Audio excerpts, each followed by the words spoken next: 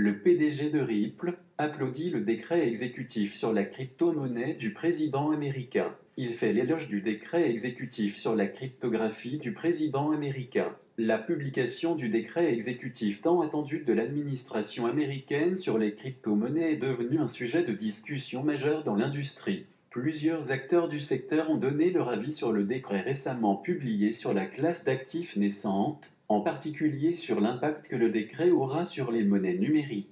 Un expert de l'industrie qui s'est joint à d'autres pour peser sur la commande de crypto-monnaies du président américain est le PDG et fondateur de Ripple. Commentant le développement aujourd'hui sur la plateforme de microblogging Twitter, Garlinghouse a noté qu'il était inspiré que le décret reconnaisse la nécessité d'une approche gouvernementale évolutive envers l'industrie naissante. Garlinghouse a déclaré que le décret exécutif a confirmé que la crypto-monnaie est là pour rester, une déclaration qui contraste avec ce que de nombreux critiques de la monnaie numérique comme Peter Schiff disent depuis des années. Le PDG de Ripple a ajouté que le décret exécutif récemment publié par l'administration de Biden soutient davantage les appels sans fin lancés par les passionnés de crypto-monnaie pour la nécessité de fournir une clarté réglementaire pour l'industrie. Si les États-Unis veulent conserver leur statut de leader technologique responsable, ils doivent fournir un cadre réglementaire clair pour une industrie qui explose en croissance, 40 millions d'Américains et plus, a ajouté Garlinghouse.